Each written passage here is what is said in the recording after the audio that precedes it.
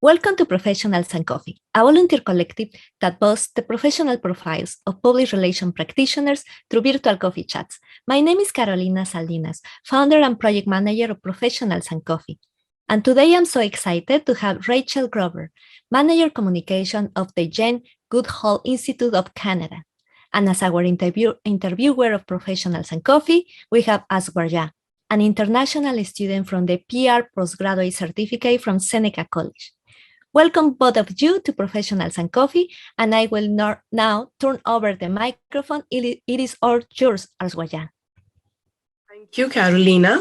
I will begin by introducing our talented guest for today's Professional and Coffee chat, Rachel Gruber. So Rachel has over 5 years of experience in leading and creating meaningful communications that inspire change. With an extensive background in marketing and communications for the charitable and nonprofit sector, our today's special guest, Rachel, has built incredibly successful fundraising initiatives. She's brought digital innovations to nonprofits and has gained a deep understanding of the purpose-driven sector. Rachel is an alumnus of University of Toronto, where she pursued her bachelor's in archaeology and bioarchaeology. She also holds a degree in public relations from Humber College. Currently, Rachel is the manager of communications at the Goodall Institute Canada, which is a worldwide community-centered conservation organization that aims to understand chimpanzees and other wildlife in their habitats. So thank you for joining us in today's coffee chat, Rachel. Thank you for having me. I'm really excited to be here. So let me start by asking, what inspired you to pursue PR after archaeology? So I think when I was doing my archaeology, anthropology degree, another part of the work I was doing was English. So I majored in English. I specialized in archaeology, anthropology, and all of that. And so I had these kind of two different skills. And I was thinking, what I wanted my career to look like after university. And what kind of came to mind for me was thinking about the difficulties that people who work in this field of sciences have with communicating the work that they're doing and getting it out to the general public. And I think that it's funny, that was so many years ago now, but I think that's been more true than ever, that we've seen in the pandemic, how challenging it can be to share these kind of scientific things with people and help them understand that. So for me, that's where communications came in. I thought, okay, if I can be part of an organization, and in my mind, I was thinking the Royal Ontario Museum or something, somewhere where I get to work with scientists and help them communicate the work that they're doing and share that with the public was what kind of led me down this road. And it's been a totally different path than I was expecting when I first kind of planned that career path out in my mind. But it's been so good. And I feel when I ended up at the Goodall Institute, it's not so much archaeology based, but there's a lot of really interesting kind of the conservation work they're doing is kind of complicated, and the way we get to share the stories, I think, are really beautiful and get people really excited about it. So it was kind of a bit of a squiggly path, but it got me somewhere I was really excited to be. So yeah. So you currently work as the communications manager for the Goodall Institute. So how does your day-to-day work look like? Yeah, so I would say, it's a really small team. It's about 15 people total for the whole organization for our Canadian chapter. So I work for the Goodall Institute of Canada. So it's a small team. So the communications team is just 2 people. It's just me and one other person. And that kind of means that there's a lot of different hats you have to wear. So there's a lot of variety, which I personally really enjoy having in my work. So sometimes it'll be checking social media messages, then it'll be, planning out the content or having a planning meeting with some of our team. So it'll be either talking to our fundraising team about, what we need to work on, or it'll be talking with our programs team about stories we need to tell, looking at what events are upcoming, what promotions do we need to do. Sometimes it means working on email marketing. Sometimes it means working on digital ads. There's a whole kind of array of things that I get to do, which is nice because no 2 days really look the same, which I personally enjoy. I think it's nice to have a bit of variety in your day. And again, like sometimes it's working on the website, which I think is nice too, because it means like I get to brush up on different skills in different ways and just kind of build a really fulsome portfolio. So I would say there's not like a consistent like day to day, but every day is a little bit different with like familiar elements, but it's a lot of like teamwork, a lot of collaboration. And yeah, a lot of good times usually. So your communications career, it expands over 5 years with working for nonprofits, education sector, the real estate.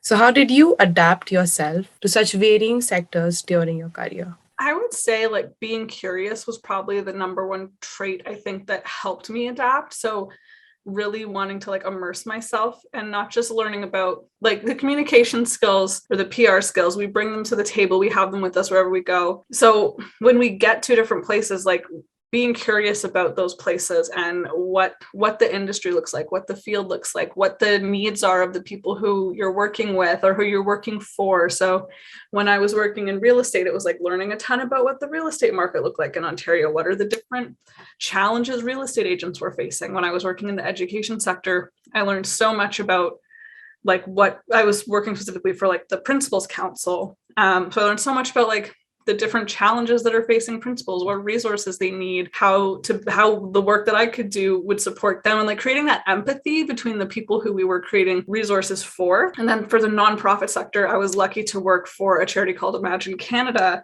Their whole focus is the nonprofit sector. So it was like I had like a great crash course there because their whole perspective was about how they could build up the sector to make it better and work better for charities. So I got to learn so much about like the ins and outs of the sector there, which was really great. But I think, being curious, not being afraid to ask questions. I mean, whenever I start a job, I ask like a million questions like to everybody, because I think it really helps you be able to do your job better when you kind of take the time to learn and to get that understanding. I agree with you. And I liked how, when you said that it's important to have like build empathy towards any sector that you're working for, and also have some sense of interest, because if it's not interesting to you, you will not be able to connect with it one-on-one, right? And I think a good PR practitioner should be someone who takes their sector personally. So if you're working for the real estate, you need to keep yourself in the boots of the real estate agents and then build your campaigns around it. Just like take it very personally. So I like what you said. Yeah, I totally agree. And you totally hit the nail on the head. It's like by, being excited about it, being interested in it, learning about it, like you can create these things that are so much more powerful than if you're bored and you're not totally feeling it. So you totally hit the nail on the head there. Next question. What is the best way to change your career trajectory without feeling lost and overwhelmed? I think, and I'll just share too, like some personal news that I recently got a new job. So potentially by the time this interview airs, I will not be with the Jane Goodall Institute anymore. I'm actually switching gears and moving. It's a big change for me, moving from the nonprofit sector to the for-profit sector, still in a very purpose-driven role. So I'll be working with a company called Altus Recruitment, which is like a woman-led recruitment agency. I'm really excited about joining. And so I'm kind of going through this change in the career trajectory right now. And I think, one of the things to kind of keep in mind is I think knowing your values and then also knowing your value. So knowing what's important to you when you're changing your career trajectory is really great. So for me, I thought about, mentorship and like career development were areas I was really interested in. And this job felt really aligned with that. So that was kind of like my values that kind of guided me to this role. And then I think knowing your value. So for me, it's looking at, okay, what do I bring to the table? What is the experience that I bring to the table? What are the soft skills that I bring to the table? And knowing that, so you have this really strong sense of self, because, job searching or changing career paths can be a really difficult, time, because you're sending out all these resumes and you're not hearing anything back sometimes. So I think reminding yourself of your worth and your value can be really helpful to navigate that, and then keeping your values in mind to lead you to a place that feels like a really good fit. That's a really great point. I agree that while transitioning, you can like second guess yourself or just have those self-doubts, and you tend to forget all the things that you've achieved in the past, and you start picking out your shortcomings. So that's a really great point. It's very important to have understand your own value as well. And congratulations on your new job. Thank you. Thank you. You know, change is scary, but it's the thing that it's scary, but it's exciting. And it's the thing that helps us grow. It's the thing that like challenges us and helps us stretch our legs and learn new things. Like without change, you know, we'd all just be kind of stuck in the same place. So I'm really excited for it, but I totally, this question's really great because change is scary and you need to kind of have guiding posts to get you through it. So talking about your current job, what is your favorite part about it? I think, okay, so first of all, because it's the Goodall Institute, I got to look at really cute pictures of chimpanzees, which is like one of my favorite things about it. They're so cute, especially when they're babies. But I think another thing about, like, one of my favorite things about it, there's so many things I could pick, which I guess is a good thing. But I think that, you know, I feel like the work that I'm doing is like leaving a positive impact. So I think it's helping inform people, making them feel more empowered when it comes to conservation or climate change solutions or how they can take like individual action to make a difference. So, you know, one of Jane Goodall's messages is every single person can make a difference. Like we all have that power. And so I feel like the fact that we get to share that message and it's really focused on like hope and stuff. And so when I'm doing communications, like our social media messaging, especially, to be able to focus on that positive side, especially when the world can feel like a really scary place. I really like that. And it's not to like negate all of the difficult struggles that are going on in the world, but it's kind of saying, we know there's a problem, but you know what, we all have power to do something about it, even if it's just something small. So I think like that's my favorite part of my current job is knowing that hopefully the content that I'm putting out there, people are seeing it and they're feeling it makes them feel a little more positive and a little more empowered to make a difference, you know? Coming to my next question, what are some of the most interesting projects that you have worked on? Because I'm sure that there'll be a whole bunch of it. And any key learnings that you would like to share with us? Yeah, sure. I mean, I think, you know, I obviously work in the nonprofit space, so it's more geared towards that. But I would say one of the most interesting ones I did, it was recently for Giving Tuesday. We tried this whole new approach where we had a gift. So we had what they call like a soundscape, which is like, it's kind of like, you know, like a meditation thing. It was like nature sounds from like a wildlife reserve. So kind the of plant like sounds, the you know, they attach wires to the plants and they create music. Was it it was more like animals calling and stuff like that. So a little more intense than plants, but that's really cool too.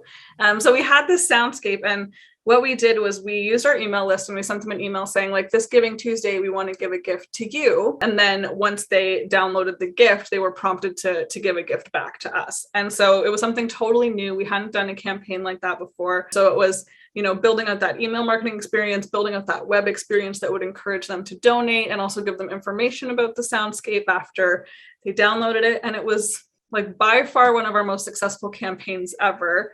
I think we raised like $20,000 within that just a few days, which is really, really, you know, significant for us. And so, yeah, I feel like, you know, the key learnings from that specific one would really be like, try new things and see where they land. Like this was something we had never done before. And we just thought, why not give it a go? We really actually had never done any fundraising campaigns for Giving Tuesday before.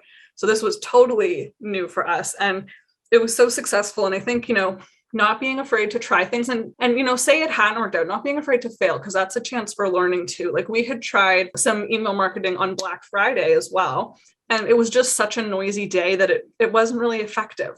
So that was a learning, even though it didn't work out, we learned, you know what, that day is that like they're best not to spend resources on that day, save them for something like Giving Tuesday. We're going to see a higher ROI there. So I think, you know, just being not afraid to try, not afraid to fail. And like both things, whether you win or you kind of have a redirect, they're both great opportunities to learn. Talking about, you know, trying new things, what according to you are the top 3 skills that any PR grad should, you know, invest their time learning? Any new skills or any soft skill or any technical skill that you would suggest? Yeah, so I would say like number one, you know, like the kind of soft skills that come to mind would be, you know, curiosity and empathy are like my top 2 skills. I think like investing your time in learning, being curious again, like we talked about, being like wanting to learn about the industry you're in, being empathetic because, you know, you're really focusing on like audience communication, right? And you want to make them the hero of the story that you're trying to tell. And then when it comes to more technical things, and like hopefully this is kind of like the 1, 2, 3, I guess like curiosity, empathy is number 2. And then number 3, I would say like digital marketing.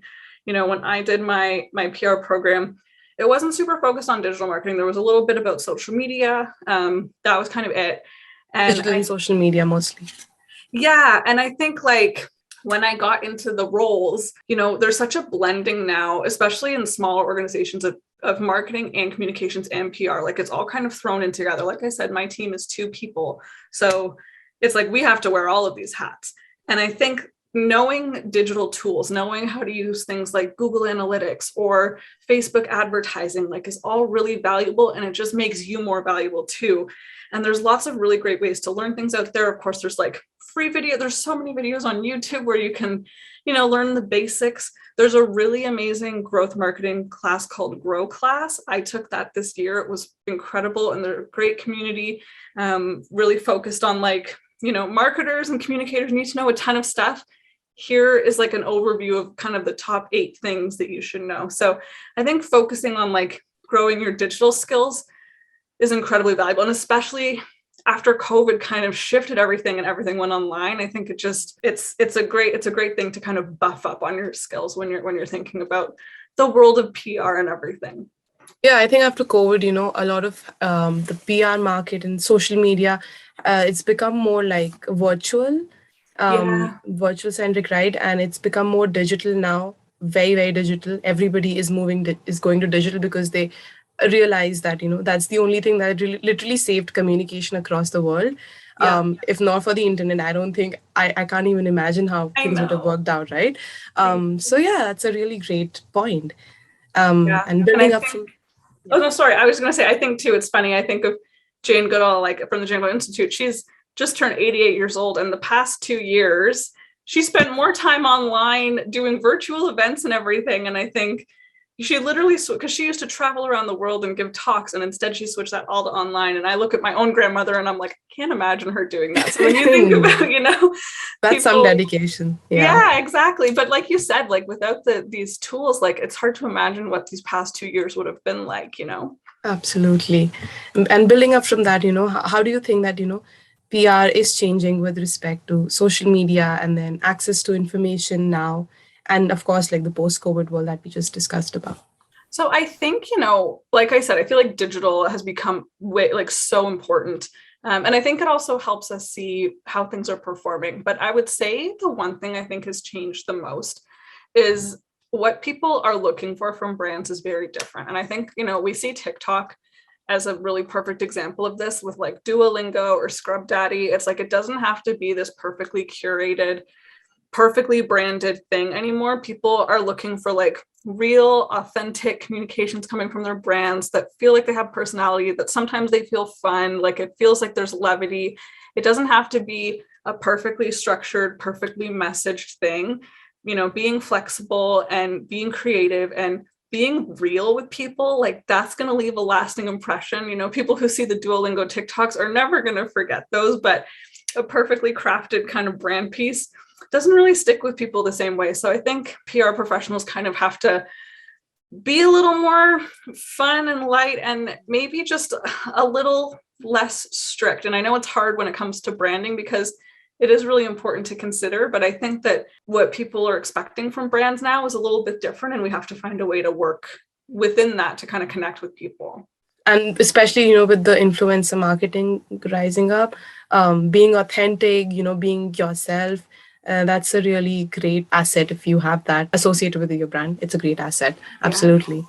Yeah. Okay. And then last but not the least, you know, coming to the end of this interview, any final words of advice that you would have for our viewers and listeners, you know, entering into the communications industry? Yeah, I would just say, you know, be ready to learn, be ready to try new things. Don't be scared to try new things, to try learning new things. And, you know, there's so much room to grow in this industry. And I would say, like, don't give up on yourself too. Just knowing what the world can feel like when you're looking for a new job or you're breaking into a new industry for the first time, it can feel discouraging. And I feel like it's, you know, the most important thing is to just keep that dedication and remind yourself of why you got into this field in the first place and not give up on yourself, because there's really great and exciting opportunities out there. And I think it's like you can make a difference with the work you do, which is also really incredibly powerful too.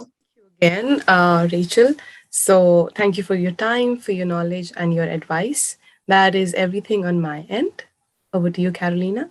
Thank you, Rachel, for your guidance. And Aguilera, you did a great interview. Congratulations. Are there any social media handles that you, Rachel, and Aguilera would you like to share? Where can we find you? And by the way, congratulations for your new role, Rachel. Thank you so much. Yeah, I guess just my LinkedIn account. It's just Rachel Gruber. I guess the link is like Rachel Gruber 77. 7 is my favorite number. So there you go. Yeah. And I'd love for people to connect with me on LinkedIn. I love to have these types of conversations. So okay, thank you. And what about you, Aguilera? For my Instagram, it is Travel Pilgrimage. And for my LinkedIn, it is my first name and my last name. That is Aishwarya and Sen, S-E-N. Okay, well, thank you, everyone, and see you on the next Professionals and Coffee Chat. Don't forget to subscribe to our YouTube channel and our social media handles, which are in the description below this video. And please join us to do your own coffee chat like Aguilera just did today. Thank you and bye-bye.